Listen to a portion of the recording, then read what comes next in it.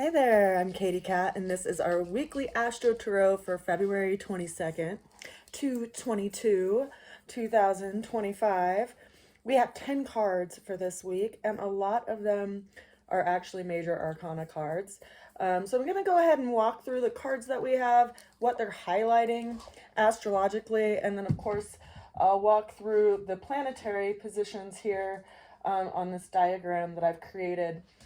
What you can see right off the bat is that we have a lot of energy over here in the area of Pisces. We have the North Node, Neptune, Saturn, Mercury, and the Sun. We have Venus preparing to go retrograde over here in Aries, Chiron in Aries.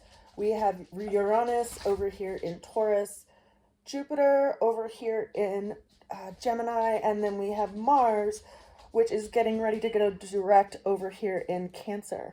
Now, because Mars is in a water sign of Cancer, and then we have this big grouping of planets and energy over here in the sign of Pisces, these create a trine in the layout of the celestial sky. And so what we would look at to complete that trine would be over here in Scorpio. So if you have anything around a midpoint in Scorpio, it could be getting some assistance or help from this trine, because trines tend to be an easier energy to work with, but they are opportunities that you have to make an effort with to do something with. Like, just because all the ingredients are there to make bread doesn't mean that bread makes itself, right? Not unless you actually knead it and let it rise and do all the things that you need to do to make bread. So that's just a snapshot. Now, as far as being able to see things out in the sky tonight, let me just position this a little bit differently. It might not all be visible here by way of vantage point. So we have the sun over here. When the sun rose this morning right before sunrise, you could start to see, or you could see a waning moon, because the moon is moving towards a new moon. Oh no, I lost my magnets. Oh goodness. Oh, Mercury, come back to me, Mercury. Oh. Okay, everybody's together now again. Phew. Holy cow. All right. So, as I was saying, actually, I don't even know what I was saying. That really got me all in a fluff. Oh, right. Where are the planets? Where are the in the sky? If you woke up before the sunrise this morning, you will see a waning moon, because it is going to be getting smaller until it becomes a new moon on the 28th of this month. Now, as the sun rises, we're not going to see anything in the sky, right? Because it's a little too bright. You will see a little bit of the moon if you don't have a lot of clouds, and you can still see the moon during the daylight. Then the moon will set. Then, of course, the sun will set. After the sun sets, you will be able to see Venus over here on the western horizon. She'll be pretty bright because she's getting ready to go retrograde. Then we also will be able to see Jupiter, and we'll also be able to see Mars. And remember that Mars has a reddish hue, so you'll be able to identify it. And of course, Jupiter will be right around zenith position in the sky. Huh, Yoda, Mr. Boots. Yep, sure thing. Okay. Now, as far as the cards go for this week, we have 10 cards that we have pulled for the week. A lot of water energy and a lot of major arcana energy, which means that we are dealing with some friction or challenges in life that are providing us some work and some ingredients to figure out how we want to maneuver or navigate around them. Now, considering that we have the North Node in Pisces and all this planetary influence in Pisces, and of course, you know, Mars over in the sign of Cancer, it doesn't surprise me that we have a lot of water on the table today, because we have so many planetary positions in water signs. But ultimately, we're opening up the energy for this week with the Six of Pentacles. Now, the Six of Pentacles, we see a person who has a scale in their hand, and they seem to be distributing some coins to one of the two people that are kneeling at their feet. Now, sixes are a number of balance and creating balance. And here we have the suit of the coins or pentacles, which is all around our values and our resources. And if you've been watching me for a while, I often remind us all that our ultimate resource is time. So where are we giving our time to? Now, these two figures, while they are, we see them as a male and female figure by way of gender, they can also be talking about different aspects of our own nature, different parts of ourselves, whether it's the person in us or the aspect of ourselves that pursues what is going to bring about some kind of growth in our life, versus if we give our time and our energy to the inner saboteur of ourselves. So how do we distribute our attention and our resources and our time? And that can also not just be talking about an inner dialogue situation and inner efforts, but also in the external world, right? Do we spend our time scrolling, not really doing anything, but just kind of going down this rabbit hole of despair or agitation? Or do we put our energy and effort towards building something in our lives or creating some kind of order and organization in our lives? That's the energy that we're opening up with, is some kind of sense of judiciousness around our resources and bringing out the scales and seeing what we're actually getting for our effort that we're putting in. Now, the challenge that shows up for this week is the Three of Cups. The Three of Cups, we see three women joyously dancing in a circle in this like energetic of being completely elated and just satiated with joy, right? But it's showing up as our challenge, which is interesting because it's kind of like, throwing a temper tantrum that everything isn't working out the way that we've been promised that it would work out. So it's a challenge to us. Like, how do we stay in this perpetual pleasure? Is that realistic? Is there something that we're doing by way of escape that is keeping us from that which we actually feel called to do? That's something that we have to ask ourselves ultimately, because we have all of these planets in the sign of Pisces, which can be a sign that's associated with escapism. It can also be a sign that's associated with the highest form of spirituality and connection to something that's divine. But where do we go, right? In the symbol of Pisces, there's two fish. There's one that's reaching up to the surface, and there's one that's going down into the depth. And so we have to realize that all of us have Pisces in us, in some aspect of us, right? All of us are born with a chart that has planets positioned wherever they were on the exact day that we were born. But depending on the time that we were born, these are going to show up in these different houses, right? So we have a first house, second house, third house, all the way around to the 12th house. And each of these houses represent a different area of our life. And so depending on the time that you were born and the day that you were born and the anchors that were kind of set in your celestial map, they're going to be getting triggered by these positions right now. And wherever Pisces is in your chart is showing an area where you are being called to put your energy and effort, and also look at these aspects of yourself and what you've been using by way of escape that's keeping you from where you're ultimately aiming to go in life, because the North Node is currently in Pisces. Now, it's also, as far as the sign, related to things that need to dissolve before we're reborn. So this spiritual quest, or this monastery, or where do we need to go within to realize where we need to are called to go without. So this is a challenge that we're working with this week, and for a little bit of time, I would say.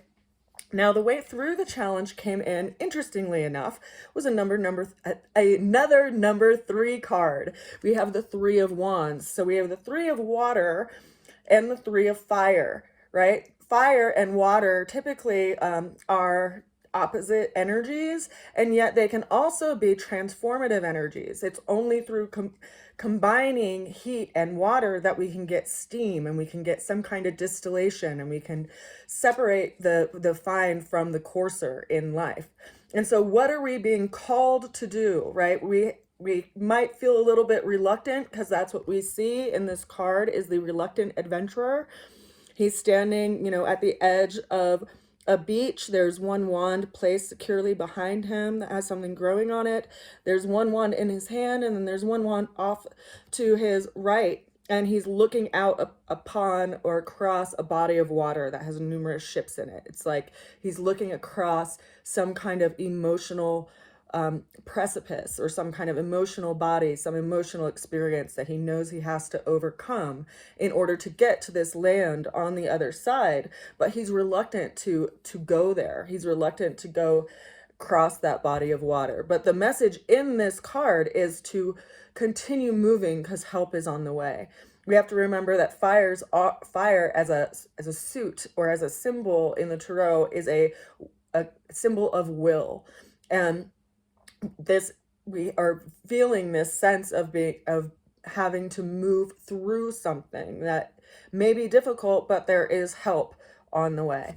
Now, the ultimate outcome, the first of the sea of cards that came in, is the Hierophant. Now, the Hierophant, we see a spiritual teacher, and before him, he has these two followers. Now, this card is related to kind of a spiritual truth or some kind of spiritual secret revealed by way of faith, or, you know, where we feel connected to something by way of the divine and some way of guidance by way of a teacher, because that's who the Hierophant is. He is the teacher. But when we consider the relationship to astrology, the Hierophant governs the sign of Taurus, which is where we have the planet of Uranus right now. Uranus has been in this area of our values and our resources, creating change for the last few years. It will continue to be in the sign of Taurus until 2026. It just started moving direct. Now, it was retrograde for a number of months, which is kind of like pulling back a slingshot and trying to figure out what is going to change when things get in motion again. But Uranus started moving in motion again at the end of January at 23 degrees Taurus. I spoke about that in my last video, and that degree point of 23 degrees of any of the fixed signs is going to be a pivotal point, especially when Mars goes across the 23-degree point of Leo in a couple of months. But there's something being revealed. There's something being shifted because Uranus is a planet of unexpected change in outworn areas that ultimately are trying to move us toward where we're being called to go. So this is the ultimate outcome, but this is a challenge. You know, we can't forget that it's when pressure is put on you that you realize what you're really capable of. If you were born with a silver spoon in your mouth, without any friction and without any challenges in your life, you don't really see what you're capable of when you're under pressure. And while we all would say, well, I could do a lot more if I had all the means and all of the resources at my fingertips, that is actually not as much of a success story as someone who had gone through so much hardship and had been reborn through the ashes, you know. And so we're in this process right now where we are, you know, having our belief system kind of be put through the kiln. We have to see where we want to put our energy and effort and our values ultimately, and in light of everything that has changed and everything that's shifted. Now, this card is followed by the Page of Cups. Now, the Page of Cups is associated with the sign of Pisces. This is a person who is looking into a cup and they have a fish that is coming outside of it. So they're in a period of reflection. That doesn't surprise me. We have the planet of Mercury and the Sun in really close proximity, as well as Saturn. Saturn is, you know, the planet that governs time. It's like the Lord of time itself. So it brings about our you know, sense of responsibility and like where we feel like we want to put the anchors in our lives and what changes we need to make in our lives to be able to do that. And it's in this close proximity with Mercury, which is communications and how we see things, and also the Sun, which is our essence, and then also, you know, Neptune and the North Node. So we are in this reevaluation process. We're in this reflection process. Whatever we have already, you know, transversed or navigated through in our lives, we are reflecting on that in light of where we want to go and what we've learned in that.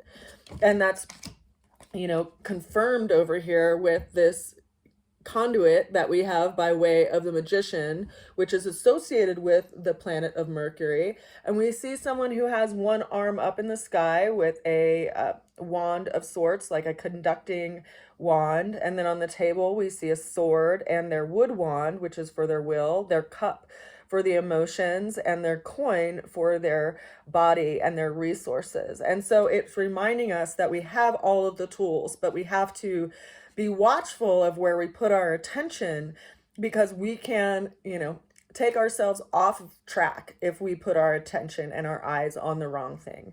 Like if you've ever played any winter sports, or tried snowboarding or skiing, or, really anything where you realize that where you put your eyes, your body follows it. And it's like that in every other aspect in life. So we need to be watchful of where we put our attention and recalibrate our attention in the direction of where we, are supporting ourselves rather than sabotaging ourselves.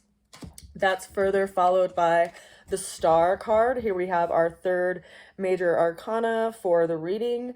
The Star card is associated with Aquarian energy. It is a card of hope and reminding us to put our energy and efforts in the areas we have not given generously to before, that we feel called that we need to be giving our energy toward. It is an energetic of balance.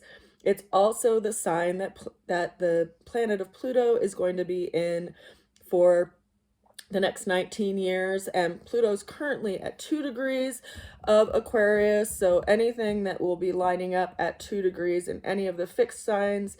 Interestingly enough, Mars will be transversing that 2 degrees of Leo and will be in opposition to Pluto. Oh geez, let's look to see when that is going to happen. In April. So that will be, initiating some big changes and transformations. And I would, point out that March and April are going to be very interesting months for us all, and especially for those of us that have any planets in our natal charts around that 2 degree to 23 degrees of any of the fixed signs. I have a stellium in Scorpio, so everything that goes through any fixed signs is going to trigger my stellium, right? Just as an example. Anything that's going to be in Aquarius is going to be square any of those positions. Anything that's in Taurus is going to be in opposition to any of those positions. Anything that's in Leo is going to be in square of those positions because they're at a 90-degree angle and fixed. So it's a challenge, but perhaps that's why the phoenix rises through the ashes. It's through those challenges that we change behaviors that are very fixed in nature. And that's how we transform our lives, is by overcoming challenges. So we have this energetic of hope on the horizon that we're being reminded about. And, I point out the Leo energy because we also have strength over here on the table for today too, which is another major arcana. Strength is associated with the sign of Leo and having the willingness to take a risk in something that you feel like is aligned with your heart. Leo governs the heart. We can feel it in our heart when we ultimately feel it like blooming or opening up it as a sensation or a somatic sense in the body versus, when we close our heart down and when we, wrap our shoulders around our heart to kind of protect our heart. So listening to that in your body, which wants to open and expand, can always be a good signal of things to follow up with and investigate. We have 2 additional cards still on the table, and the first of them is the Wheel of Fortune. So this is a card associated with Jupiter, who also just recently started moving direct in the very beginning of February. And Jupiter brings a certain amount of help, and the Wheel of Fortune is all about a change to a situation that happens over time, to a cycle.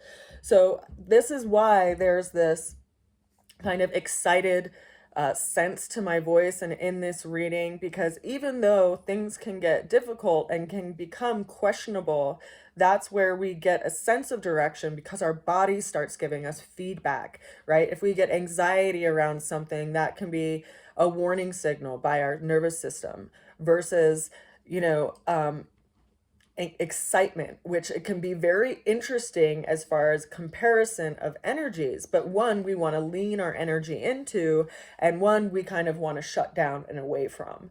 What makes you feel motivated and like you have air in your sails, right? Like what makes your heart open up, that is always a good signal from the body in regard to something that will develop some aspect of your being that you're being called to develop.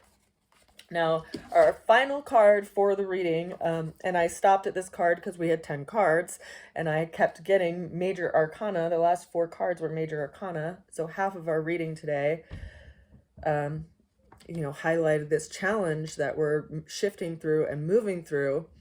And our final card that we have for the reading for this week is the King of Cups. Now, the King of Cups is associated with the sign of Scorpio, which is, the 4th leg of the table in regard to what I had mentioned last week when I was talking about the T-square that we were going through with the sun and the moon and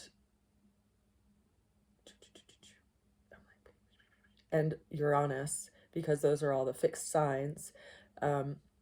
We have this final kind of Scorpio governed ruled card, or the King of Cups, which is associated with fixed emotions, very stable emotions, being able to control our emotions, being able to keep ourselves in a balanced state so that we're not triggered by others and their emotions.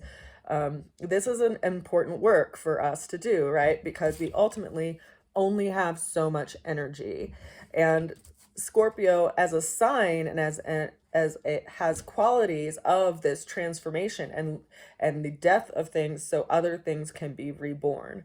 So there is this quality of being called to task over the coming weeks, called to task of where we escape, called to recalibrate where we put our energy and our effort and our willingness to put our investments of our time into certain things that is going to shift things, right? Like you can change your life just by having one habit change a day.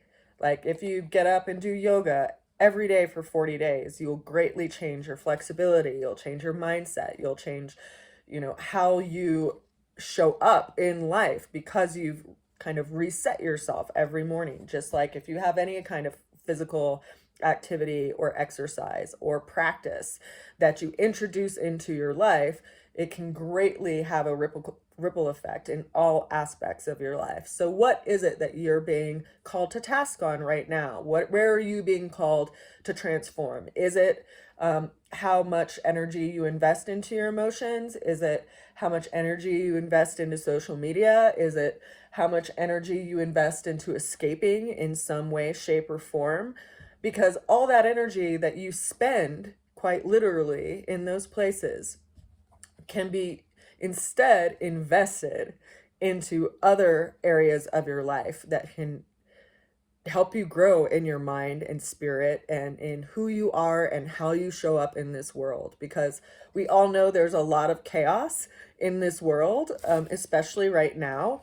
And we have to consider how much of our energy we want to give to that and how much of it we want to give and keep to our own peace and our own inner sanctuary, which is also related to Pisces. And it is interesting too because, Scorpio is that 3rd point for this trine that we're working with right now by way of Mars and all the energy in Pisces. What's so interesting to me is that we are about to see Venus and Mercury both go retrograde. They're both going to go up to about 9 or 10 degrees of Aries and then retrograde back into Pisces. And when they retrograde back into Pisces, they're both going to have a conversation with Saturn at a similar degree in Pisces. And that will also be in trine to where Mars will currently be at that point. So, those shifts that are coming up and those alignments are ultimately happening just before the midpoint of April, beginning to mid-April.